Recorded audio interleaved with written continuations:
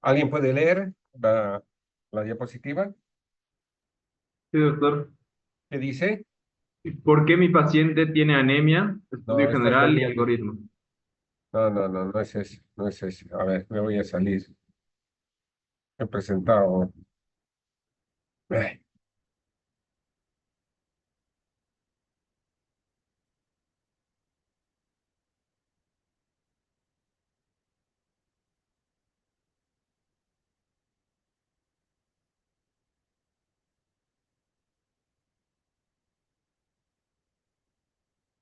ahora,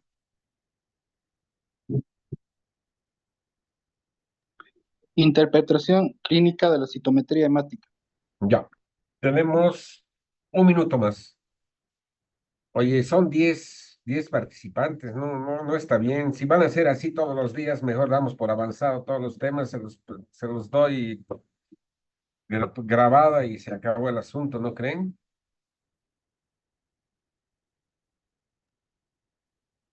Somos 19, doctor. Sí, pero 19 de 300 menos mi persona y menos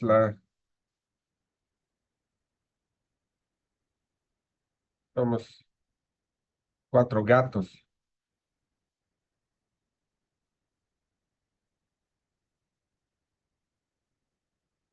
Bueno,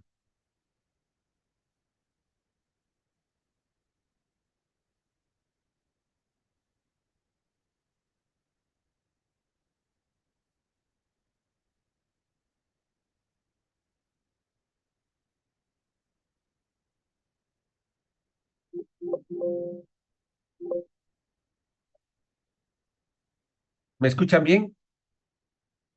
Sí, doctor. Sí, perfecto. Vamos a hablar ahora y vamos a iniciar la primera clase del módulo de hematología. Y dentro del módulo de hematología, lo más importante y lo que quiero que ustedes aprendan, sobre todo los alumnos que pasan rotación conmigo, pero en general todos, absolutamente todos, antes de identificar cualquier enfermedad hematológica, lo importante es que sepan interpretar correctamente un hemograma, mal llamado hemograma, llamado más bien citometría hemática. ¿Por qué citometría hemática? Citometría significa cuantificación de los elementos formes de la sangre periférica.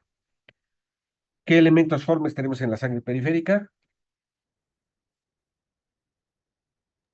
Glóbulos rojos, glóbulos blancos y plaquetas. Por lo tanto, cuando nosotros vamos a evaluar una citometría hemática, tenemos nosotros que realizar 3 preguntas. ¿Qué vamos a medir? ¿Cómo vamos a medir? ¿Y qué información nos proporciona lo que estamos midiendo? ¿Qué vamos a medir? Vamos a medir los elementos formes que están circulando en la sangre periférica. ¿Y qué son los elementos formes? Son células. ¿Y qué células hay en la sangre? Glóbulos rojos, glóbulos blancos y plaquetas. Es lo que se mide. Ahora, ¿cómo se mide esto? Obviamente, hay técnicas manuales y hay técnicas automatizadas. Pero lo más importante es qué información nosotros vamos a interpretar, ¿sí? De lo que vamos a medir. Si nosotros vamos a medir la cantidad de glóbulos rojos y tenemos un exceso de glóbulos rojos, ¿a qué se debe el exceso de glóbulos rojos? Si nosotros tenemos disminución de plaquetas, no solamente nos vamos a quedar con los brazos cruzados y no sea si hay trombocitopenia, sino cuáles son las posibles causas de la disminución de plaquetas. Entonces, son las 3 cosas que nos tenemos que preguntar cuando nosotros tenemos en mano un hemograma. ¿Qué vamos a medir? Serie roja, serie blanca y serie plaquetaria. Tendríamos que ser extraterrestres para que nuestra sangre no tenga glóbulos rojos, glóbulos blancos y plaquetas, ¿verdad? Yo no conozco a nadie que no tenga glóbulos rojos, glóbulos blancos y plaquetas. Por lo tanto, eso es lo que vamos a cuantificar cuando realizamos la identificación y la interpretación correcta de un hemograma completo y correcto, o de una citometría hemática completa y correcta. Muy bien. ¿Cómo se mide? Antes, hasta hace unos 40 años, la única manera de poder cuantificar los elementos formes era a través de sistemas manuales. Si ustedes ven esta diapositiva, antes lo que se hacía era diluciones. Se tomaba una muestra y se hacía diluciones con estas pipetas. Son unas pipetas graduadas que se llaman pipetas de toma. Y había pipetas para cuantificar, ¿sí? Glóbulos rojos y pipetas para cuantificar glóbulos blancos y plaquetas. Y todo esto se vaciaba en un portaobjetos, pero un portaobjetos que estaba calibrado, que se llamaba hemocitómetro. Y esto, mediante la observación microscópica, se podía, ¿sí?, cuantificar de manera más o menos aproximada la cantidad de glóbulos rojos, glóbulos blancos y plaquetas que tenía un paciente.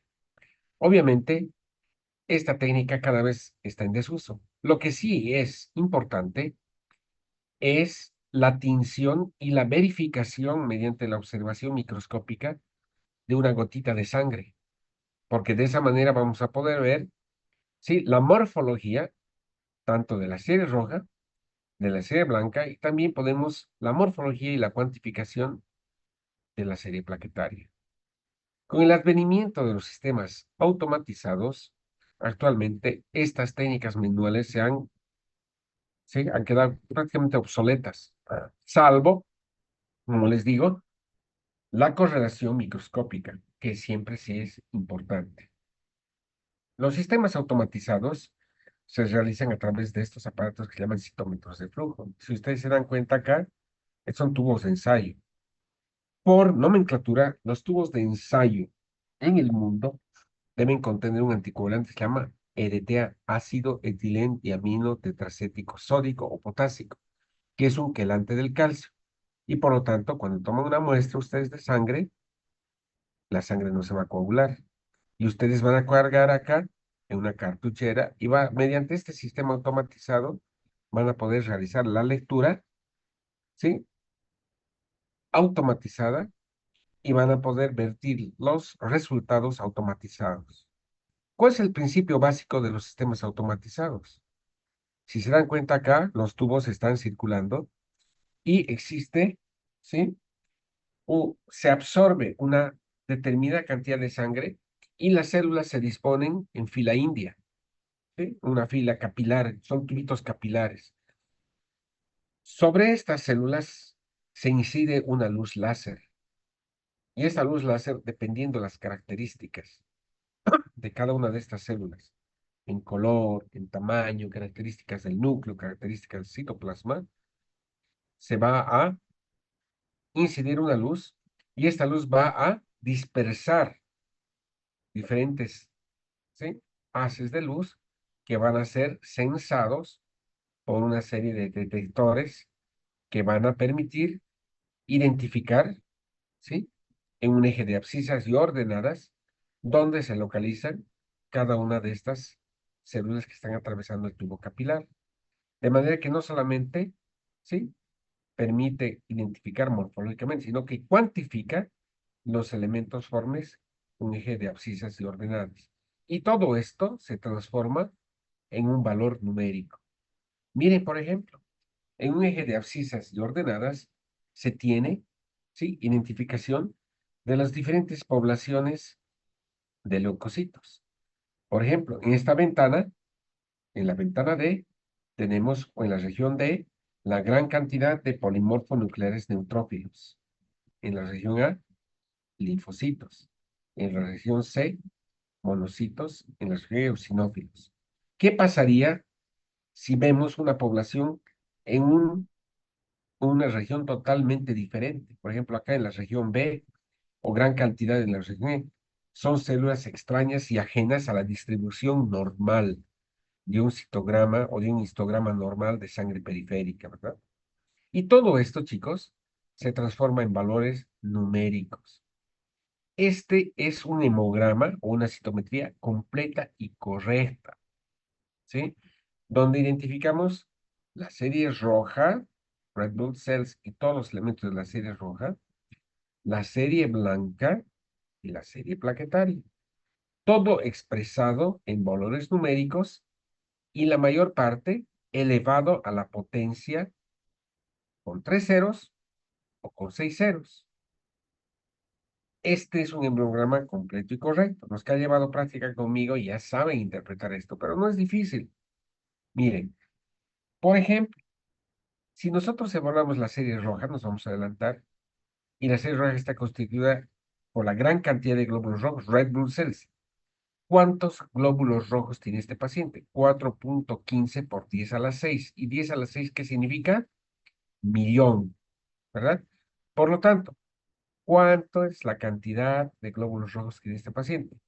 4.150.000, porque tenemos que poner 6 ceros después del punto, porque está elevada a la potencia 6. Si vamos a ver la cantidad de glóbulos blancos, 4.8 por 10 a la 3. Y 3 significa miles, ¿verdad? Unidad. Si es 1, unidad, es decena. Si es 2, centena. Y si es 3, ¿sí? Milésimo. Por lo tanto, ¿cuántos miles de células blancas tiene este paciente? 4.8 por 10 a la 3 significa 4.800 glóbulos blancos. Dentro de los glóbulos blancos está el valor porcentual y el valor numérico. Lo más importante es el valor numérico. ¿Cuántos neutrófilos? 3.10 o 3.1 por 10 a la 3. ¿Cuánto sería? Unidad, decena, centena, millar. 3.100 neutrófilos. 1.000 linfocitos. 400 monocitos. 300 eosinófilos y 100 basófilos. ¿Cuántas plaquetas? 173 por 10 a la 3. 173.000. Entonces, por nomenclatura, miren, aquí están las curvas de distribución por histogramas de acuerdo a la lectura que se realiza por citometría de flujo.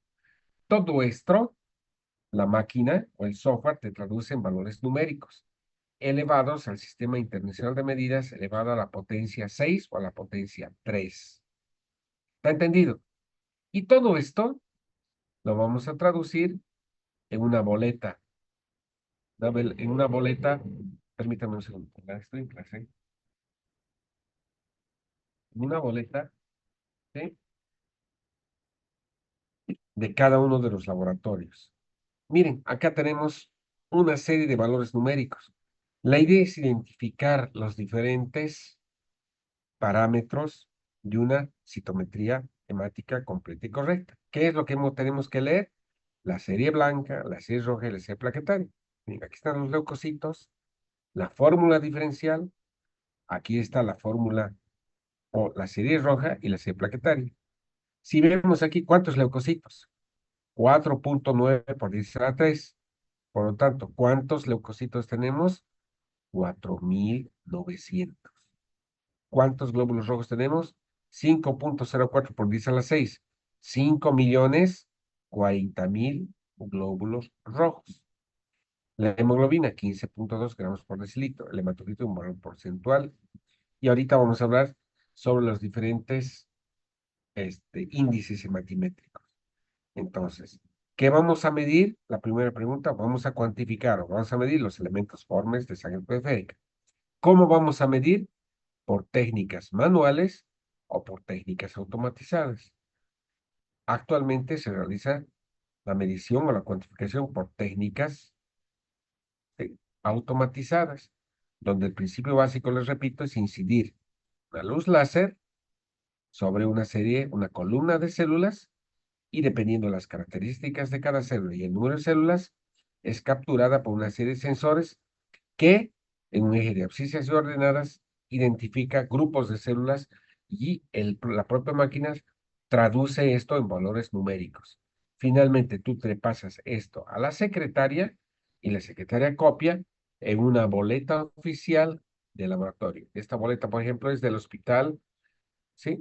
De la Universidad de San Pablo, un programa completo y correcto, donde vamos a ver, por ejemplo, la serie roja, la serie leucocitaria o serie blanca y la serie plaquetaria expresada ya en valores numéricos, ¿sí? Reales, ¿verdad? Ahora, la tercera pregunta. ¿Qué información nos va a proporcionar, obviamente, estos valores numéricos? Si vemos acá, por ejemplo, ¿qué significa tener, por ejemplo, un hematocrito de 36? ¿O qué significa tener un volumen corpuscular medio, ¿sí? De 73 femtolitros. o un volumen plaquetario medio de 8.5 femtolitros, o un valor numérico o porcentual de eosinófilos, ¿sí? De 5%, por ejemplo, o de 0%. ¿Qué significa? ¿Qué? Tenemos entonces que hacernos la tercera pregunta. Muy bien. Para poder entonces contestarnos la tercera pregunta, ¿cómo interpretamos los valores que nos proporciona una citometría hemática? Vamos a ir avanzando y vamos a ir interpretando cada una de las series.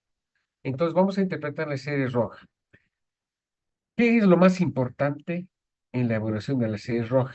El elemento más importante, chicos, de la serie roja es la hemoglobina. Todos sabemos que la hemoglobina es una proteína cuaternaria compleja y que la función de la hemoglobina es transportar oxígeno desde los pulmones hasta los tejidos. El oxígeno no se transporta más que de una forma unida a la albúmina, perdón, a la hemoglobina, y se llama oxihemoglobina.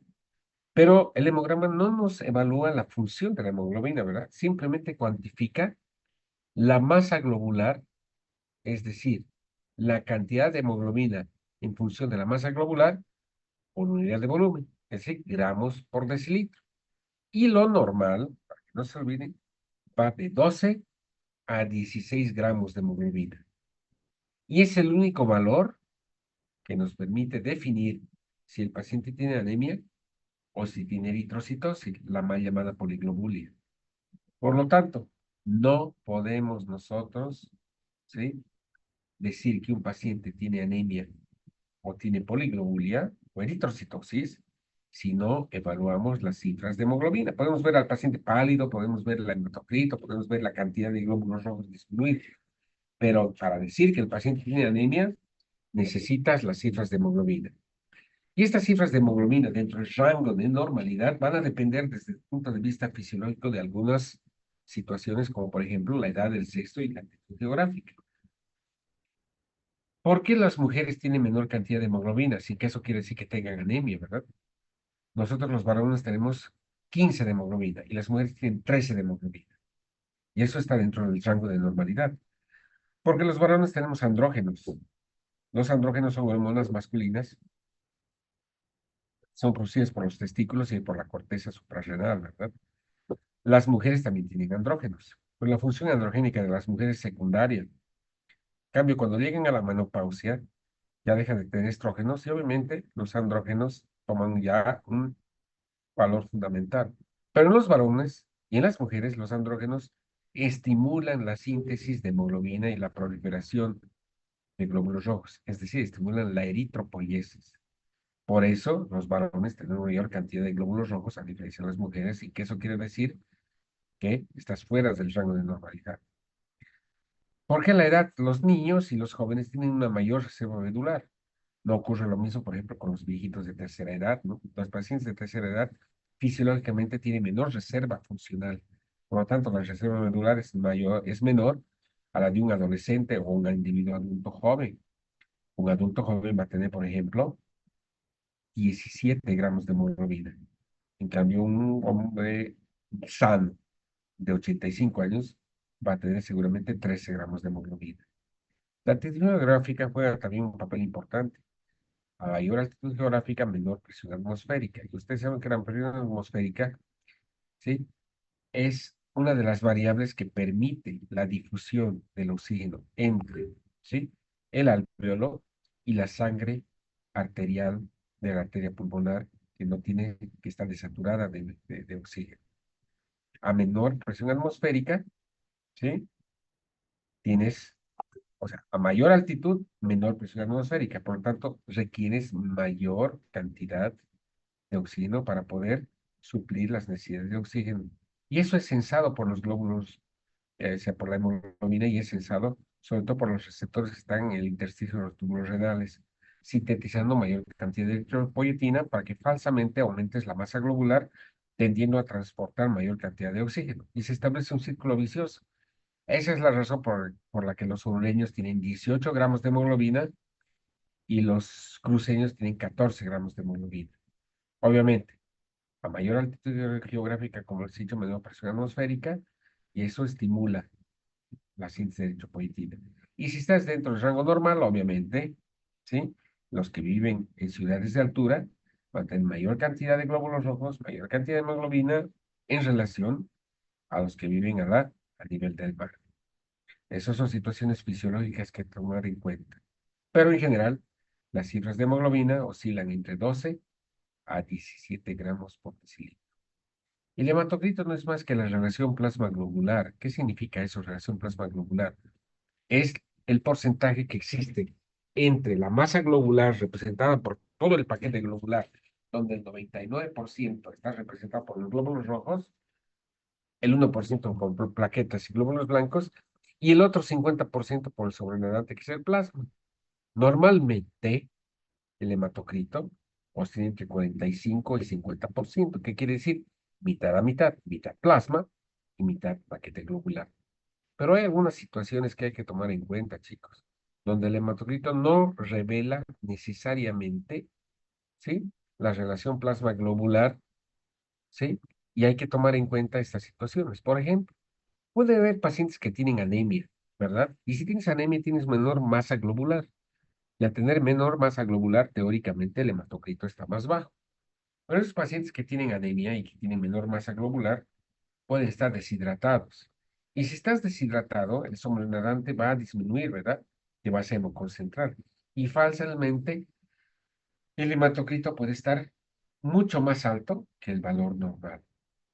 De igual manera, si hay pacientes que están hemodiluidos, porque estás recibiendo suero, por ejemplo, una gran parte de los pacientes que están hospitalizados están hemodiluidos. Le hace un hematocrito y el hematocrito va a estar mucho, ¿sí? Más alto que lo normal, porque el paciente, o mucho más bajo que lo normal, perdón, porque el paciente está hemodiluido. Se dice que el hematocrito debe ser 3 veces el valor de la hemoglobina, teóricamente. Si tú tienes una hemoglobina, el hematocrito teóricamente va a ser 24%, ¿verdad? 3 veces el valor de la hemoglobina. Siempre hay que hacer esa correlación. El número total de glóbulos blancos, perdón, de glóbulos rojos no tiene ninguna relevancia, ninguna importancia. Si bien está expresado en millones por microlitro, ¿cuál es la diferencia entre tener 5.500.000 y 5.400.000? Hay una diferencia de 400 de 100.000 glóbulos rojos, pero ¿tiene alguna implicación clínica? No. Peor todavía, es un parámetro poco exacto con recuentos manuales. Y jamás, por favor, van a decir que tiene un paciente anemia basados exclusivamente en el número total de glóbulos rojos. Eso no es cierto. El único parámetro que te permite definir si el paciente tiene anemia o no son las cifras de hemoglobina. Luego tenemos, aquí está la composición de la sangre y aquí está la relación plasma globular. Miren, el hematocrito no es más que la relación entre el sobrenadante o plasma y los elementos más pesados que constituyen el paquete globular. De ese paquete globular, el 99% está representado por los glóbulos rojos. Normalmente la relación es de 50-50 o entre 45 y 55%. Por tanto, el hematocrito normal oscila entre 45 a 50%. Tiene que haber gran aumento de leucocitos y plaquetas para que se modifique la relación de hematocrito en relación a los glóbulos rojos. Por lo tanto, ¿sí? Si tienes anemia, teóricamente hay menor masa globular y por lo tanto el hematocrito va a disminuir, ¿verdad? Por eso es importante que tengan en cuenta esta relación. Muy bien. Y esto es lo que les decía, la diferencia entre lo que son varones y mujeres, entre lo que es, por ejemplo, un recién nacido con individuos adultos, dentro del rango de normalidad. Dentro de la serie roja, los elementos, sí, que te van a permitir evaluar la anemia se denominan índices hematimétricos. Y casi nunca tomamos en cuenta los índices hematimétricos de un paciente cuando evaluamos, sí, a la rápida un hemograma. No. Si queremos nosotros evaluar correctamente un hemograma completo y correcto, tenemos que evaluar la serie roja y dentro de la serie roja los índices hematimétricos. ¿Cuáles son esos? Volumen globular medio, hemoglobina corpuscular media y concentración de hemoglobina corpuscular media. El volumen globular medio, ¿sí? Permite identificar el tamaño individual de cada glóbulo rojo y se mide en femtolitros y oscila de 80 a 100 femtolitros. Si nosotros vemos glóbulos rojos con un volumen globular medio por debajo de 80, quiere decir que el glóbulo rojo es pequeñito, es microcito. O podemos tener glóbulos rojos dentro del rango de normalidad, normocitos. O en algunas ocasiones podemos tener anemia con un volumen globular medio más de 100. A eso se llama macrocitosis o glóbulos rojos macrocíticos. La hemoglobina corpuscular media evalúa el color del glóbulo rojo y se mide en picogramos y oscila entre 27 a 32 picogramos. Y el color depende de la cantidad de hemoglobina contenida en el glóbulo rojo. Si es menos de 27, a eso se llama hipocromía. Y si es más de 30 y 32, eso se llama hipercromía. Pero puede estar en el rango de normalidad entre 27 y 32 y eso se llama normocromía. Finalmente tenemos la concentración de hemoglobina corpuscular media, que es un valor porcentual que más refleja la relación entre hemoglobina sobre hematocrito por 100. Antes se hacía el cálculo por ecuaciones, pero estas ecuaciones ya tienen cada vez menos uso porque son poco precisas. La cuantificación del volumen globular medio y la hemoglobina corpuscular media se realiza mediante la citometría de flujo, que nos permite con mayor sensibilidad determinar los valores exclusivos tanto de BGM como de HCM. ¿Por qué son importantes los índices matimétricos? Porque si nosotros no evaluamos los índices matimétricos, jamás vamos a poder establecer el diagnóstico inicial de un paciente que tiene anemia. Sobre todo cuando nosotros evaluamos el volumen globular medio. Y el volumen globular medio te permite iniciar el estudio de los pacientes que tienen ¿sí? anemia. ¿Sí? El volumen globular medio ¿sí? permite evaluar si el glóbulo rojo es normocito, si el glóbulo rojo es microcito o si el glóbulo rojo es macrocito. Y en general, dependiendo del volumen globular medio, clasificamos a las anemias en anemia microcítica, normocítica y macrocítica. Eso vamos a verlo más adelante. Por eso, chicos, la cuantificación del volumen globular medio y luego de la hemoglobina corpuscular media es crucial si nosotros queremos iniciar el estudio de un paciente que tiene anemia. Otros valores que nosotros debemos evaluar en las series rojas son el ancho de distribución eritrocitaria y algunas veces el valor de los reticulocitos. El ancho de distribución eritrocitaria ADE o RBD, Red Cell Distribution Width, que oscila entre 12 y 13%, permite saber si existe o no existe uniformidad de tamaño de los diferentes glóbulos rojos. La uniformidad de tamaño, sí, es la regla, pero hay algunos pacientes que tienen diferente tamaño entre un glóbulo rojo y otro glóbulo rojo. Por ejemplo, en la anemia ferropénica existe mucha anisocitosis. ¿Qué es la anisocitosis? La anisocitosis es la coexistencia de poblaciones de glóbulos rojos de diferentes tamaños. Cuanto más sea la anisocitosis, mayor es el ancho de distribución eritrocitaria. Y en lugar de ser el normal de 12 a 13%, podemos tener un ADE de 20%. ¿Por qué es importante esto? Porque hay algunas anemias donde muchas veces, ¿sí? El ancho de distribución eritrocitaria nos permite identificar en primera instancia qué tipo de anemia es. Un ejemplo, muchas veces, antes inclusive que haya microcitosis en la anemia ferropénica, una manifestación muy prematura de la anemia ferropénica es el ancho de distribución eritrocitaria elevado, lo que me está diciendo que tienes mucha anisocitosis y eso te permite parar las orejas y decir, oh, tal vez estamos frente a una anemia por deficiencia de hierro. ¿Qué son los reticulocitos? Los reticulocitos no son glóbulos rojos inmaduros, jóvenes. Olvídense, los reticulocitos, que su nombre dice, son glóbulos rojos que tienen redes nucleares en el citoplasma. Son glóbulos rojos jóvenes, no inmaduros, glóbulos rojos jóvenes. Se dice que hay un reticulocito por cada 100 glóbulos rojos adultos. Por lo tanto, el valor normal de un reticulocito en porcentaje es del 1%. Y los reticulocitos te permiten cuantificar y evaluar en forma indirecta la capacidad eritropoética de la médula ósea, porque si tienes reticulocitos normales, quiere decir que la formación de glóbulos rojos en la médula ósea es normal. Hay muchas anemias donde los reticulocitos pueden estar bajos o pueden estar altos. Si los reticulocitos están altos, estamos hablando de capacidad regenerativa de la médula ósea, y solamente hay dos anemias regenerativas.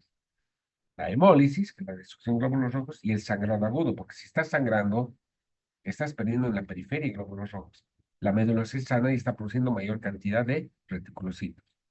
Para poder evaluar correctamente la interpretación de la cantidad de reticulocitos, existe una fórmula que se llama cuenta corregida de reticulocitos, que evalúa la eritropoyesis en forma indirecta. Y esa ecuación es cuenta corregida de reticulocitos es igual a reticulocitos que nos reporta el laboratorio por el hematocrito del paciente que reportó por laboratorio sobre 45, que es el hematocrito teóricamente normal.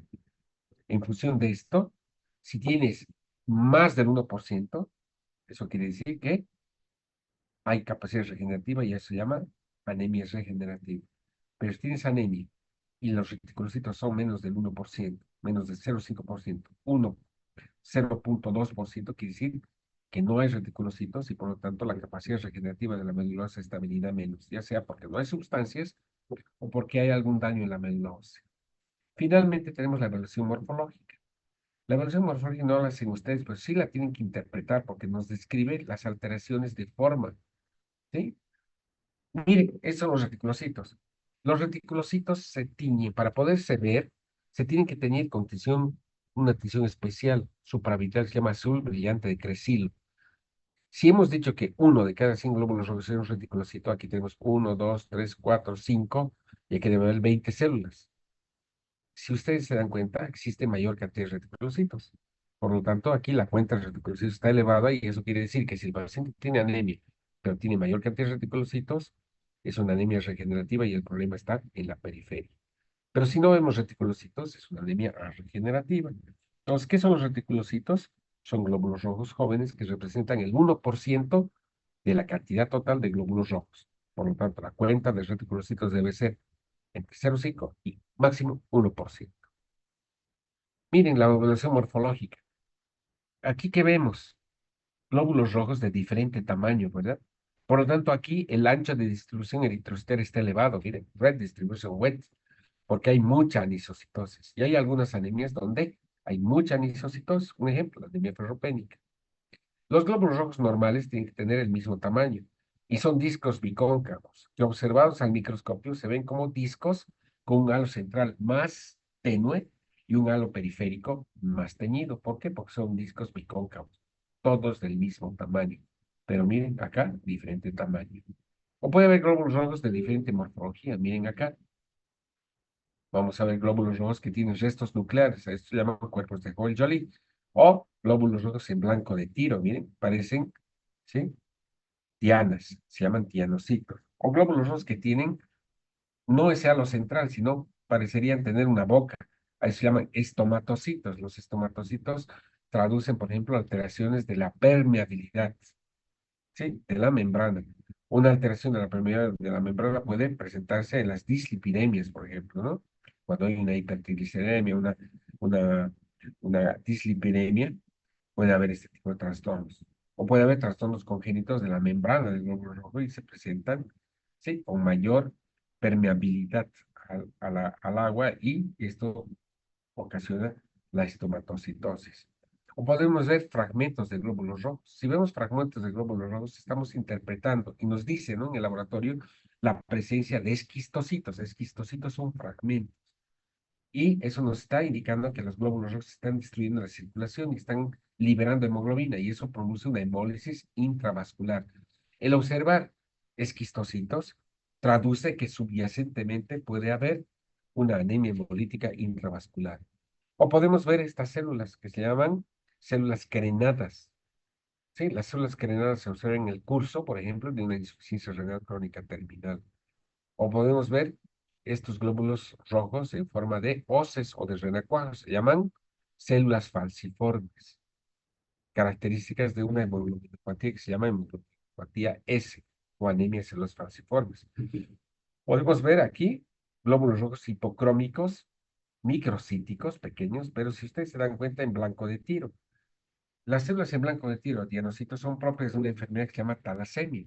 O también se puede observar en las hepatopatías. Muchas veces hay cirrosis hepática o alguna alteración hepática y esto se traduce por la presencia de estas células. Y el observador, el bioquímico, el hematólogo observa eso y te traduce en la información microscópica del hemograma y te va a decir que se observan, ¿sí? Una moderada cantidad de dianocitos o células en blanco de tiro.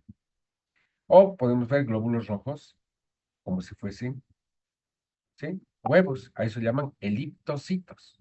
La presencia de eliptocitos que traduce una anemia hemolítica por alteraciones de la membrana o litocitos hereditaria. O la presencia de estas células, que son células nucleadas. Miren, son glóbulos rojos, todavía inmaduros. Esos sí son glóbulos rojos inmaduros, porque tienen núcleo. Nosotros no vamos a ver glóbulos rojos con núcleo en la circulación, pero cuando vemos glóbulos rojos con núcleo, eso se llaman eritroblastos. No sé si ustedes se acuerdan cuando vino a oír hablar de la eritroblastosis fetal.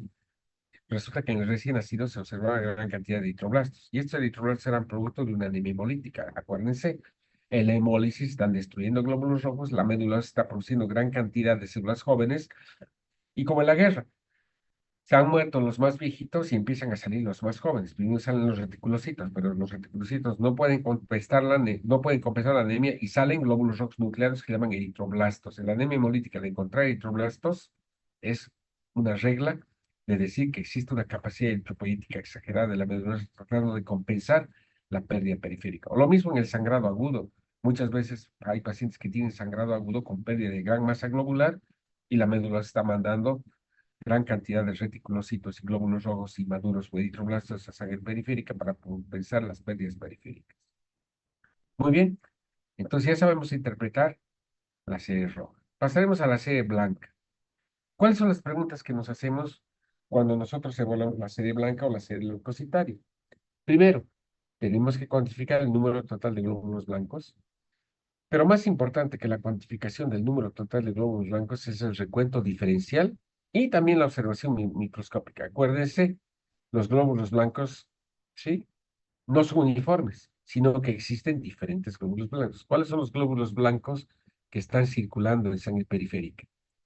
Están los neutrófilos, granulocitos, los eosinófilos y los basófilos. Estas células se llaman granulocitos o polimorfonucleares.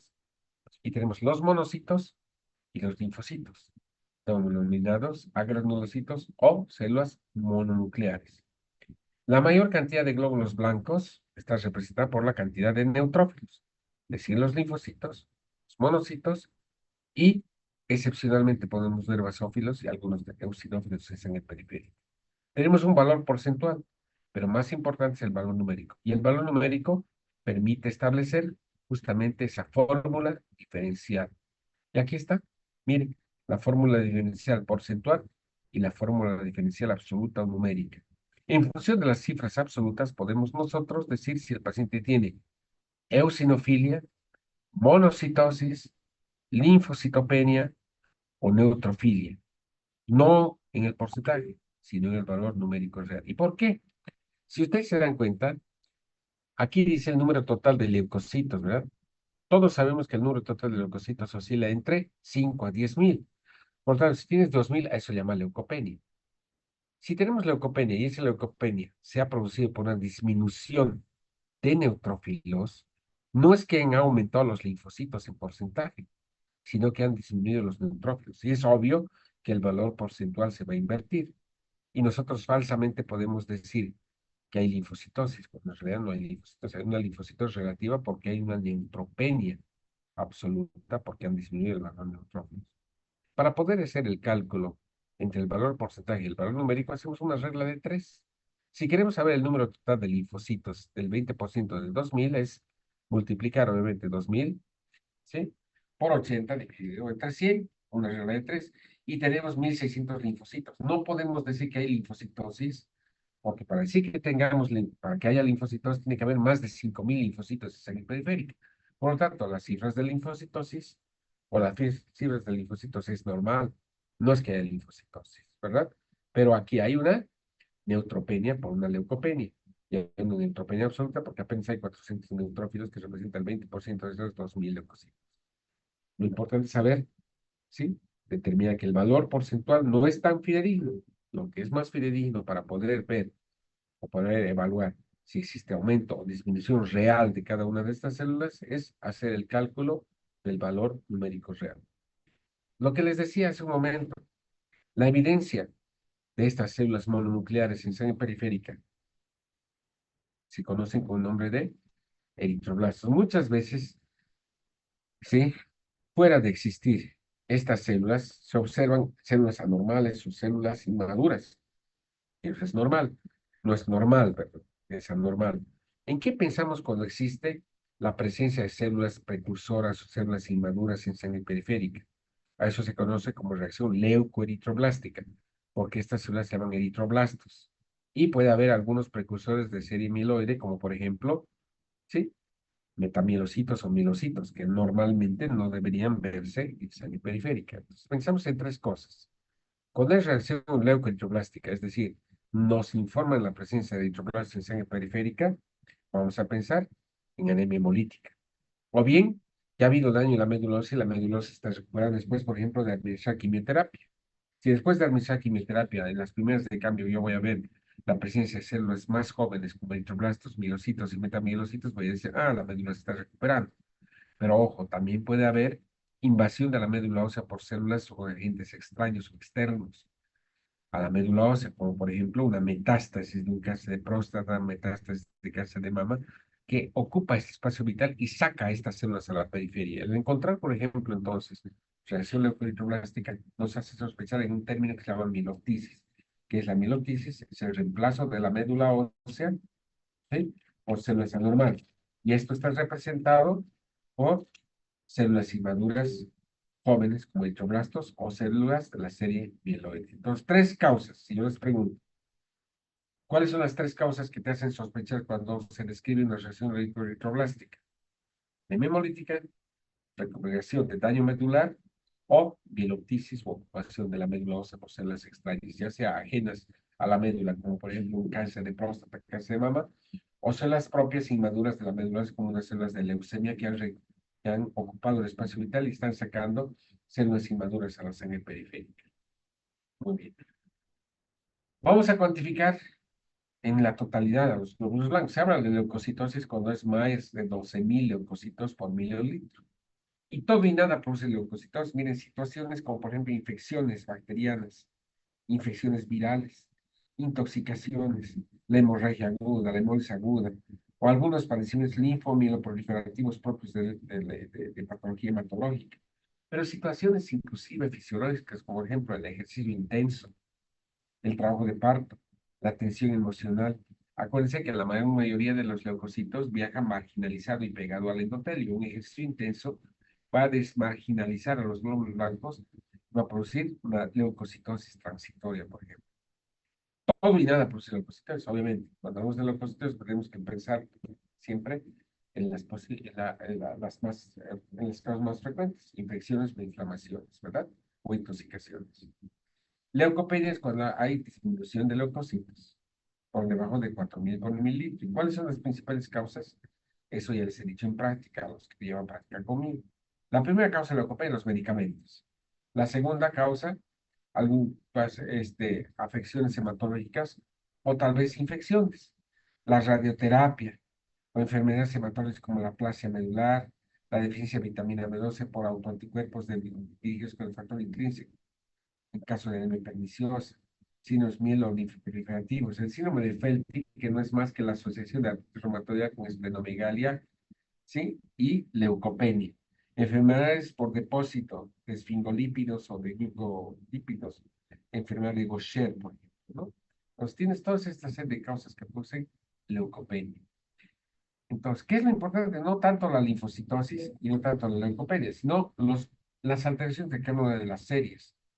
Cuando hablamos de neutrofilia, se habla de neutrofilia cuando hay más de 7.000 neutrófilos en sangre periférica. Y la neutrofilia puede ser primaria, puede ser secundaria, y generalmente es secundaria. Secundaria a estímulos externos, infecciones, inflamaciones, situaciones de estrés, es lo que les he mencionado. Sí, la esplenectomía, por ejemplo, hay lugares donde se almacenan los neutrófilos y hay una leucocitosis posterior a esto. Entonces, tienen todas estas causas que producen neutrofilia.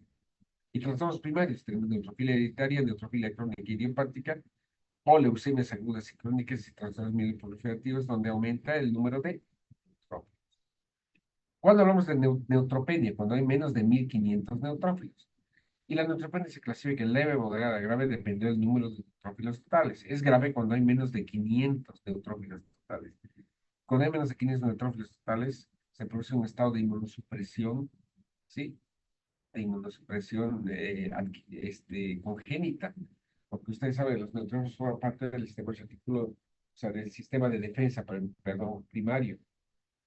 Entonces, tú puedes tener infecciones oportunistas de tipo bacteriano cuando tienes menos de 500 neutrófilos totales. Esto se observa comúnmente, por ejemplo, después de hacer quimioterapia. Neutropenia moderada entre 500 y 1000, y neutropenia leve entre 1000 y 1500 neutrófilos totales. ¿Cuáles son los tres mecanismos que explican por qué hay neutropenia? Primero, porque se disminuye la producción de neutrófilos. Segundo, porque se destruyen o se consuman o se eliminen en forma acelerada. Y finalmente, que se utilicen en la periferia, como ocurre en las situaciones de sepsis. ¿Cuáles son las causas de disminución de neutrófilos? Especialmente medicamentos o bien enfermedades hematológicas primarias que restringen la proliferación de neutrófilos, como en las leucemias o en la plasia medular, o anemias megaloblásticas donde hay vitamina B12 o ácido fólico que intervienen en la síntesis, ¿sí? Y maduración de la serie granulocítica. Destrucción o eliminación acelerada. Enfermedades autoinmunes. En la autoinmunidad puede haber neutropenia, lupus o fármacos, todo eso independiente de la dosis, o depresores medulares, como ocurre en la quimioterapia. Puede haber reacciones idiosincráticas a fármacos. Son los fármacos, esas reacciones idiosincráticas, donde van a originar la producción de neutrófilos, van a disminuir la producción de neutrófilos. O aumento de utilización en la periferia. En infecciones de sepsis no es infrecuente ver en lugar de leucocitosis más bien neutropenia, leucopenia con neutropenia. Eosinofilia. Cuando hablamos de eosinofilia, no hablamos por el valor porcentual, hablamos por el valor numérico real. Y se habla de eosinofilia cuando tienes más de 500 eosinófilos totales circulando en sangre periférica. Para eso tienes que hacer o una regla de 3 o cuantificar en forma real la cantidad de eosinófilos en sangre periférica. ¿Cuáles son las causas de eosinofilia? Especialmente enfermedades alérgicas, o acompaña a infestación por el mintos, ¿no? Por gusanos, parásitos. ¿Pero qué parásitos? El mintos, gusanos redondos, los nematomintos. Tritruris, Ascaris lumbricoides, uncinariasis, Decatur americano, ¿sí? Generalmente. O padecimientos cutáneos como péfigo, dermatitis septiforme o enfermedades gastrointestinales de tipo inflamatorio. La colitis ulcerosa crónica en específica, la colitis ulcerosa, la enfermedad de Crohn, puede originar eosinofilia. Finalmente, las vasculitis, especialmente el Shure-Strauss, los de Wegener, o enfermedades hematológicas clonales. Dentro de ellas tenemos los síndromes mieloproliferativos crónicos, pero especialmente alergia y parásitos originan eosinofilia, no se olviden. ¿Habrá eosinopenia? No, no hay eosinopenia porque la regla es no encontrar incluso eosinófilos en sangre periférica. Cuando hablamos de vasofilia, cuando aumentan los basófilos de más de 500, es una entidad muy rara. En pocas situaciones se ve eosinofilia, digo vasofilia, especialmente en los síndromes mieloproliferativos crónicos o en enfermedades hematológicas primarias, como leucemia mieloide crónica, polistemia vera, metaplasia mieloide neurogénica. La polistemia vera es el aumento autónomo de glóbulos rojos y la metaplasia mieloide neurogénica es una enfermedad mieloproliferativa donde el vaso y el hígado retoman la condición de producir hematopoiesis. ¿Sí? La hematopoiesis a nivel embrionario se produce antes de que la médula se haga cargo en el hígado y en el vaso. Pero eso, conforme pasa la etapa fetal y luego naces, obviamente la capacidad hematopoética del vaso y del hígado se anula. Pero cuando el hígado y el vaso vuelven a retomar esa capacidad proliferativa, se conoce como un nombre patológico, se llama metaplasia.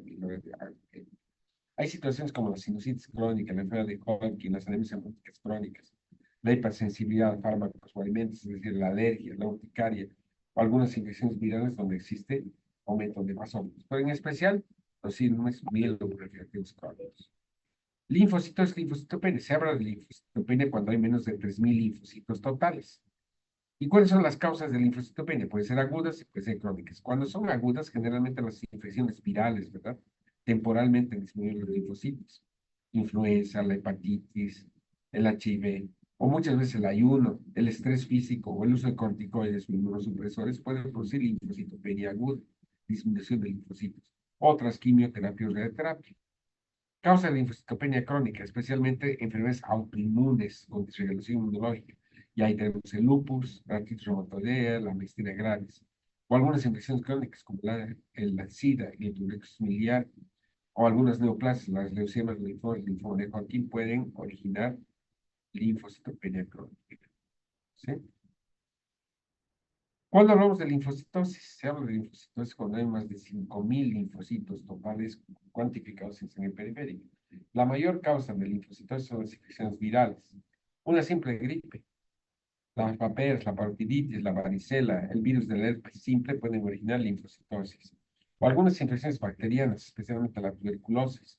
O pueden haber células o linfocitos anormales en el curso de leucemias y esto se produce por una linfocitosis. Muchas veces puede haber linfocitos con células o linfocitos reactivos, mucho más grandes que lo normal. Esto se observa especialmente en infecciones tipo viral. La principal infección de tipo viral con la que hay que hacer el diagnóstico diferencial de una linfocitosis reactiva infecciosa versus una linfocitosis por neoplasia, ¿sí? Es con la mononucleosis infecciosa o causada por el virus de Epstein-Barr. El citomegalovirus, la hepatitis, la toxoplasmosis o algunos medicamentos como la dentina pueden originar linfocitosis con la presencia de estas células linfoides reactivas. Finalmente, monocitosis. Cuando hablamos de monocitosis, cuando hay más de 800 eosinófilos por mililitro. ¿Cuáles son las causas? Especialmente infecciones por gérmenes intracellulares, los micobacterios. Una de las manifestaciones, por ejemplo, de tuberculosis activa es el aumento de monocitos en sangre periférica, la monocitosis. Pero también puede presentarse en convalescencia o recuperación del daño medular después de infecciones bacterianas, en la neutropenia congénita grave, o en algunos casos puede ser el primer signo de recuperación, ¿sí? Medular, o también de un daño medular con neutropenia. Primeramente bajan o sea, se produce monocitosis y después se empiezan a disminuir los neutrófilos. Y hay algunas neoplasias hematológicas clonales con componente monocítico. La leucemia mielomonocítica aguda, la leucemia mielomonocítica crónica o la leucemia mielomonocítica crónica juvenil. Eso vamos a ver mucho más adelante, chicos, cuando hablamos de leucemia. Lo importante es monocitosis, más de 800 monocitos. Y la observación morfológica. Miren aquí, por ejemplo, vamos a ver unos granulocitos, si son granulocitos normales. O podemos ver eosinófilos, es un eosinófilo, otro eosinófilo. ¿Qué te llama aquí la atención? Te llama la atención un glóbulo blanco, un neutrófilo polisegmentado, porque normalmente el neutrófilo tiene 5 segmentos. Aquí vemos 1, 2, 3, 4, 5, 6, 7, 8 segmentos. Esa es una característica normal, por ejemplo, de una, ¿sí? Deficiencia de vitamina B12 o ácido fólico. Si nosotros nos dicen en la sangre periférica se observan neutrófilos multisegmentados, vamos a pensar que es una anemia megaloblástica, como les he dicho, por deficiencia de B12 o por la... O podemos ver glóbulos rojos, ¿sí? Oligonucleados. En lugar de ser polimorfonucleares, tienen apenas dos núcleos. Se llama fenómeno de pseudo-Pelger-Huet, que es una característica de la displasia, una alteración en la maduración nucleocitoplasmática. O podemos ver estos, miren, son gran cantidad de células inmaduras, incluso con vacuolas. No son linfocitos, pero los linfocitos deben ser más pequeños. Este es un linfocito y estos son células más grandes. No son neutrófilos porque el núcleo no se tiene segmentado. No son basófilos ni eosinófilos porque no tienen gránulos. ¿Qué cosa van a hacer? Tampoco son monocitos. Los monocitos son diferentes. Ni son linfocitos ni son monocitos. Son nucleares atípicos, que son plastos. Así se ven las células de una leucemia. ¿Sí? Finalmente, vamos a hablar de la evaluación de la serie plaquetaria. La serie plaquetaria, ¿qué elementos evaluamos en la serie plaquetaria? Uno, el número de plaquetas. Normalmente las plaquetas oscilan entre 150.000 a 500.000, pero el término para decir que tienes trombocitopenia no es 150.000, es 100.000. Tener menos de 100.000 plaquetas, trombocitopenia. Tener más de 500.000 plaquetas, trombocitosis. Pero fuera de observar el número total de plaquetas, vamos a evaluar el histograma de distribución de los volúmenes plaquetarios. El volumen plaquetario medio normalmente oscila en 7 micras. Y finalmente la morfología plaquetaria. Solamente hay dos alteraciones cuantitativas en la serie plaquetaria. O tienes trombocitopenia o tienes trombocitosis. Trombocitopenia, disminución del número de plaquetas, por debajo de 100.000. Trombocitosis, el aumento del número de plaquetas por encima de 500.000. Si tenemos trombocitopenia, ¿cuáles son los tres mecanismos? Uno, que no produzcas una alteración en la formación o en la producción. 2, destrucción o consumo aumentado. Y 3, almacenamiento o secuestro de plaquetas. Entonces, cuando digamos, sí, o les pregunte, ¿cuáles son las tres principales causas de trombocitopenia? Uno, que sean por un problema de la fábrica, una producción insuficiente. Ejemplo, una leucemia, una plasia medular, una mielodisplasia, una mielitisis. 2, que la producción sea normal, pero la destrucción o consumo esté aumentado y puede ser destrucción inmunológica, formación de autoanticuerpos que ozonizan la membrana plaquetaria y cuando pasa la plaqueta por el sistema retículo entero es fagocitado y destruido. O almacenamiento adecuado en el hiperesplenismo por hipertensión portal. ¿Sí? Son los tres mecanismos. ¿Cuáles son las entidades o las enfermedades relacionadas con producción insuficiente de plaquetas? Pueden ser hereditarias y pueden ser adquiridas. Las hereditarias son raras, la anemia Fanconi, la anemia May-Heglen, síndrome de Alport, con sordera, con alteraciones de la médula ósea, donde existe una disminución de la producción de plaquetas. Pero más frecuente que las hereditarias están las adquiridas. Tenemos la plasia megaquerocítica, la anemia plástica, infecciones virales, por ejemplo, que restringen la proliferación de unidades formadoras de colonias de trombocitos o disminuye el número de megacariocitos, rubiola, varicela, Epstein-Barr, ¿sí? Las anemias megaloblásticas por deficiencia de vitamina B12 y ácido fólico originan disminución en la síntesis y producción de plaquetas. Finalmente, ¿sí?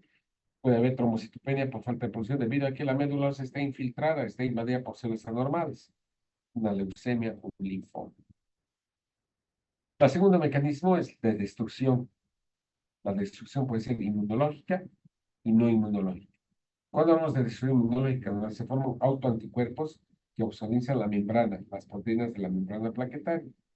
Y esto puede ser secundario, por ejemplo, asociada a SIDA por anticuerpos que se producen, ¿sí? Contra la membrana plaquetaria.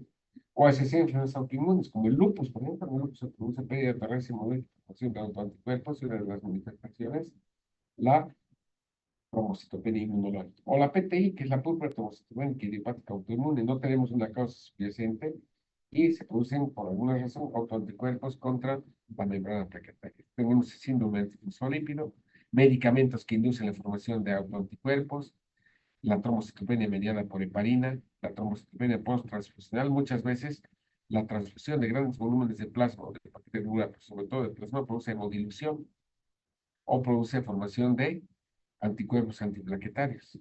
¿Sí? Y tenemos la aloinmune neonatal, que es muy parecida a la enfermedad hemolítica del recién nacido, por diferente, por formación de anticuerpos y sensibilización materno-fetal.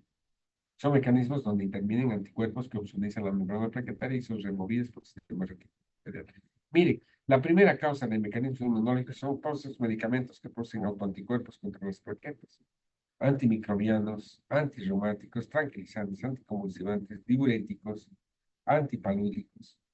El alcohol, el albuminol, la cimetidina, los estrógenos pueden producir trombocitopenia asociada. Finalmente, el almacenamiento, y son dos las causas, el hiperesplenismo con esplenomegalia o la presencia de hemangiomas gigantes donde se almacenan y se consuman las plaquetas. A ese síndrome se llama síndrome de Casa-Mcmurray. Son presencia de gran cantidad de hemangiomas cavernosos donde se pueden almacenar las plaquetas. Finalmente tenemos la trombocitosis, el aumento de plaquetas. Cuando hablamos de trombocitosis, cuando hay más de 500.000 plaquetas. Generalmente la trombocitosis es reactiva, fenómenos reactivos, como la anemia ferropénica, la pancreatitis crónica o posesplerotomía, y en algunas situaciones, aquí está mal escrito, síndromes mieloproliferativos, que son 4. ¿Cuáles son los síndromes mieloproliferativos? Polistemia vera, trombocitosis esencial, donde aumenta el número de plaquetas. Tenemos la metaplasia mieloendogenérica o mielofibrosis y la leucemia mieloide crónica. Son los 4 síndromes mieloproliferativos. Finalmente, tenemos que evaluar el volumen plaquetario. El volumen plaquetario es el tamaño individual de la plaqueta que oscila entre 8 y 12 femtolitros, perdón. Y es inversamente proporcional al descuento plaquetario. Existen 5 categorías para poder evaluar el tamaño de la plaqueta en relación, ¿sí?, al número de la plaqueta. Por ejemplo, puedes tener trombocitopenia, pero con volumen plaquetario alto. Es una trombocitopenia autoinmune, periférica. O en algunas ocasiones puede existir la formación de plaquetas gigantes pero por trastornos en la expresión de proteínas de membrana plaquetaria. Eso se llama síndrome de Merah-Solier, un trastorno en una de las proteínas, la glicoproteína 1B95, ¿sí? Donde va a haber una inestabilidad de la plaqueta, fácilmente va a ser removida la plaqueta, por eso puede haber trombocitopenia. Pero no es una trombocitopenia inmune, es una trombocitopenia por alteración en la membrana que hace que la plaqueta se destruya y es con trombocitopenia. O puede ser trombocitopenia más volumen plaquetario bajo, anemia plástica, anemia hemoglobinástica, hiperestilismo, o cuando tratas con quimioterapia, ¿sí? O teóricamente las plaquetas están normales, pero el volumen plaquetario está alto, la talasemia, la mielofibrosis, la mielodisplasia. O puede ser trombocitosis con volumen plaquetario normal, trombocitosis reactiva. Cuando vemos esto, nos vamos, si hay trombocitosis, no es una trombocitosis primaria, es una trombocitosis reactiva secundaria. O trombocitosis, más volumen plaquetario alto, leucemia mieloide crónica o granulocytic crónica, que es de COVID. Entonces hay que hacer la correlación entre el número de plaquetas con el volumen plaquetario medio para poder identificar las diferentes alteraciones en el recuento plaquetario. Finalmente tenemos la observación microscópica. El EDTA, que es el anticoagulante en el que tomamos los hemogramas, puede producir la formación de grumos plaquetarios, de manera que cuando pasa por el citómetro del flujo, se cuenta menor cantidad de plaquetas porque todas están agregadas. Y a eso se llama pseudotrombocitopenia. Siempre hay que evaluar por eso la observación microscópica para ver si esa trombocitopenia es verdadera o es secundaria a la formación de grumos. O puede haber fragmentación de glóbulos, como la anemia hemolítica microangiopática, donde puede haber falsa trombocitosis, porque los fragmentos de glóbulos rojos se cuentan como si fuesen plaquetas. Y siempre hay que hacer la correlación con el volumen plaquetario medio. Miren, por ejemplo, aquí están los grumos plaquetarios.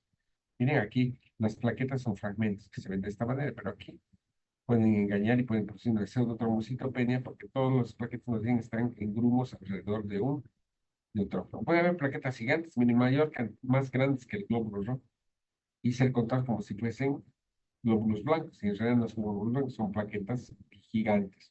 O puede no haber plaquetas. Normalmente se ven en sangre periférica de 5 a 10 plaquetas. Aquí no ves ninguna. Por lo tanto, aquí hay una verdadera trombocitopenia. ¿Sí? Muy bien. Finalmente, en estos 2 minutos, ¿qué es importante? Identificar y correlacionar bien todas estas alteraciones numéricas. ¿Qué es lo que brinca aquí? Si nosotros evaluamos la serie roja, miren, serie roja, la hemoglobina. Este paciente tiene 7.8 gramos de hemoglobina, por lo tanto tiene anemia. ¿Qué tipo de anemia es? Si tiene un VGM5, tiene un HCM de 17. El VGM normalmente es de 80 a 100, por lo tanto aquí hay microcitosis. Y el HCM normalmente es 27 a 32, es decir, es una anemia microcítica hipocrómica. ¿Sí? ¿Cómo están los leucocitos? 5.600. Y el valor porcentual y el valor numérico es normal. ¿Cuántas plaquetas tiene? 514 por 10 a la 3. Tienes 514.000 plaquetas. Este otro paciente, serie roja, 10.4, tiene anemia. ¿Qué tipo de anemia es? El VGM87, el HCM29. Anemia normocítica, normocrómica. ¿Cómo están los leucocitos? Normales. ¿Cómo están las plaquetas? Normales. Por lo tanto, este paciente puede tener una anemia normocítica, normocrómica secundaria, por ejemplo, a falta de estímulo por defecto de eritropoyetina. Es así como se presenta la insuficiencia crónica con anemia. O está este otro paciente que tiene anemia, ¿verdad? Hemoglobina 7.6, 83 y 28, normocítica, normocrómica. Pero a diferencia de la anterior, donde los leucocitos son normales y las plaquetas son normales, aquí, 1.000 leucocitos y 77 por 10 a la 3, 77.000 plaquetas. ¿Qué tienes? Trombocitopenia, leucopenia y anemia, pancitopenia. ¿Dónde estará el problema? Muy probablemente en la médula ósea, porque no produce leucocitos, no produce plaquetas y la hemoglobina está disminuida. No vaya a ser una leucemia, una plasia medular, por ejemplo. O tienes otro hemograma donde la cantidad de hemoglobina 9.7, de anemia. El volumen constitucional está en 115, la hemoglobina constitucional en 52, es una anemia macrocítica hipertrómica. ¿Sí? Causas: deficiencia de vitamina B12, ácido fólico, o hepatopatías, o hipotiroidismo. Finalmente, miren este otro hemograma, serie roja. 13,2 de hemoglobina, normal. Hematocrito 38%. BGM 88, lo normal 80-100, normal. HCM 30, lo normal, perdón, sí, 27-32, está en 30, normal. Ancho de distribución eritrocita 17%, un poquito de anisocitosis. Glóbulos blancos 9,900. De esos 3,300 linfocitos, 6,100 granulocitos y 500 monocitos. ¿Cuántas plaquetas tiene? 3 por 10 a la 3,000 plaquetas. ¿Qué tiene? Trombocitopenia aislada. Muchas veces vamos a ver este tipo de pacientes. Cuando hay trombocitopenia aislada, probablemente es destrucción inmunológica, una trombocitopenia idiopática. Muy bien. Con esto terminamos la primera clase, chicos. La interpretación completa y correcta de la citometría hemática. Si ustedes interpretan correctamente la citometría hemática, no van a tener dificultad más adelante para identificar, ¿sí?, las posibles causas y las posibles enfermedades subyacentes que hay. Yo voy a pasar a través de la dirigente o de los dirigentes el cronograma de clases. Vamos a pasar clases de lunes a viernes de 7 a 8 y un poquito más tal vez, y los sábados de 8 de la mañana a 9 para que tenemos que terminar todo el temario en el curso de este mes. ¿Sí? Las clases, la primera parte, la parte benigna, que es todo lo que es anemias y las leucemias, yo la voy a dar. Y la segunda parte, que es lo que es linfomas y toda la terapia, trastornos de las plaquetas y terapia transfusional, la trabajo en este horario. ¿Alguna pregunta?